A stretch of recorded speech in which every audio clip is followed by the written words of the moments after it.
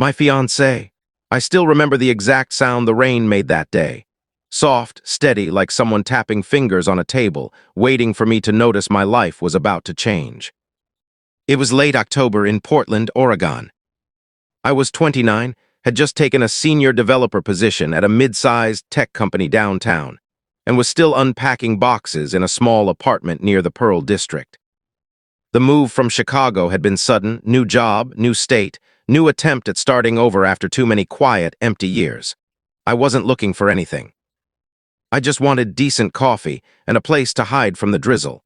She walked into that tiny cafe on NW 23rd like she was already late for something important. Navy raincoat, hood half down, dark auburn hair escaping in wet strands. The umbrella she carried had given up halfway across the street. She shook it once hard, then gave up and laughed at herself. This small, private laugh that made the barista smile and me look twice. I was sitting at the corner table, laptop open but not really working. When she scanned for an empty seat and there weren't any, I lifted my hand. "Here," I said. "I'm almost done anyway." She hesitated, then smiled, quick, warm, a little surprised. "Thanks, you sure? Positive, I'm Alex."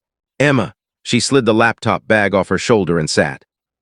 "You're saving my life. I've been soaked for 3 blocks."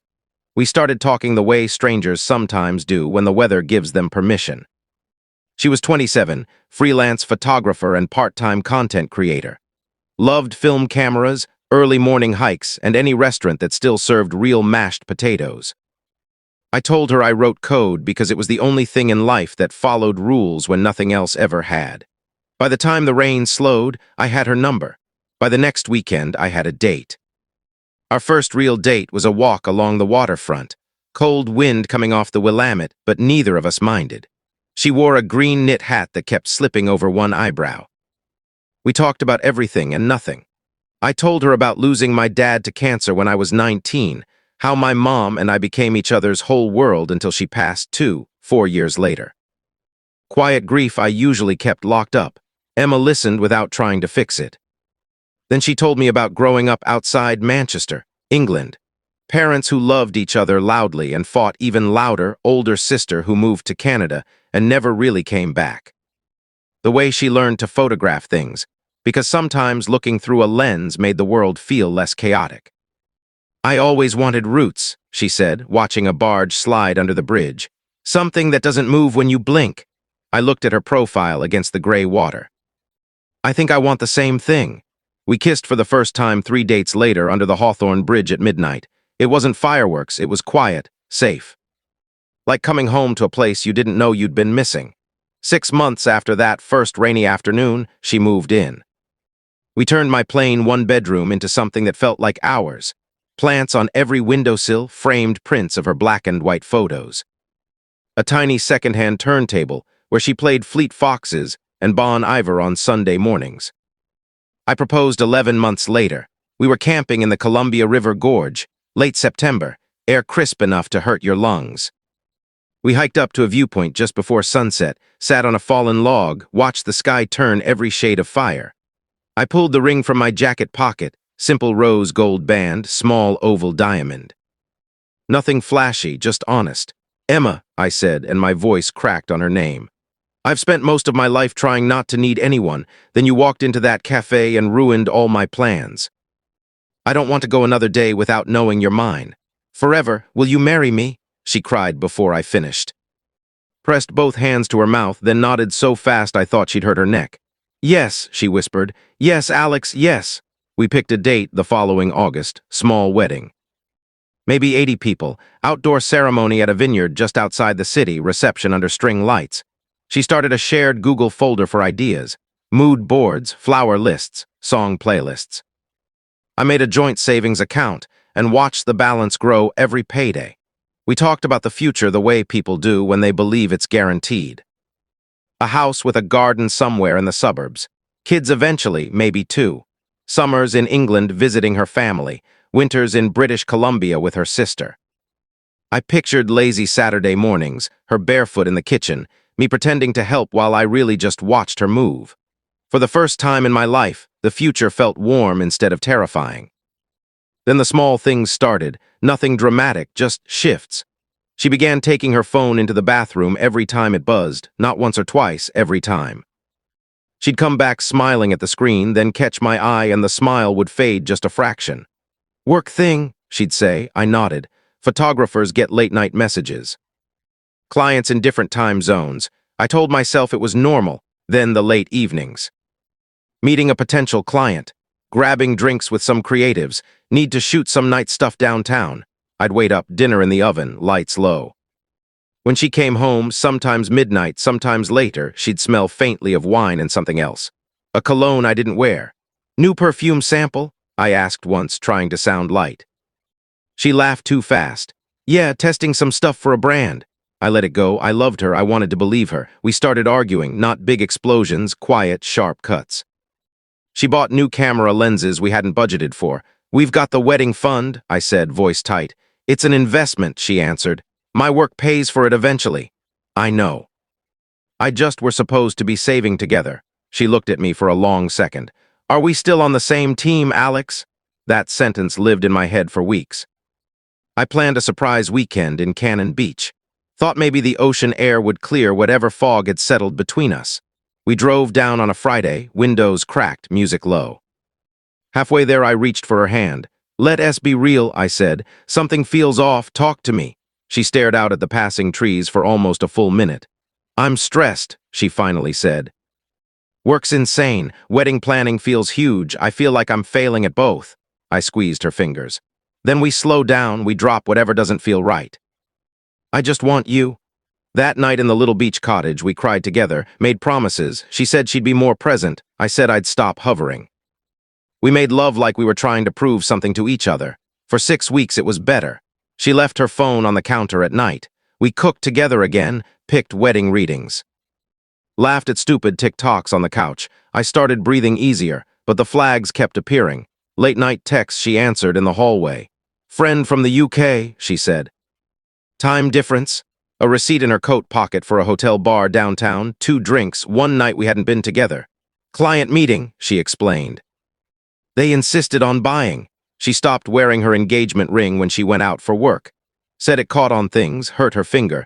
I pretended not to notice. Then came the Tuesday in early March. I was working from home, power outage downtown, office closed. She left at 8 for location scouting. Her MacBook was still open on the kitchen island when I went to refill my coffee. A message notification slid across the screen. From Liam Harper, "Hey beautiful, last night is still on repeat in my head. When can I steal you again?"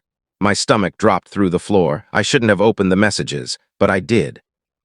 Months of them, photos, hotel bookings, voice notes I couldn't bring myself to play. He was a creative director from Vancouver. They met at a photography conference in Seattle 8 months earlier. 8 months, they'd been sleeping together since October, the same month we got engaged. I sat on the kitchen floor with my back against the cabinets. Couldn't breathe, couldn't think. Just kept seeing the dates, the little heart emojis, the words "I love what this is" in her handwriting font. When she walked in at 7:30 that evening, she was still smiling. Saw my face and the smile died instantly. "Alex," I turned the laptop toward her.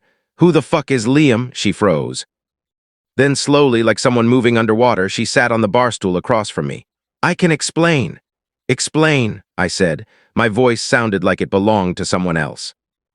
"Explain how you've been fucking another man for 8 months while we planned our wedding." Tears came fast.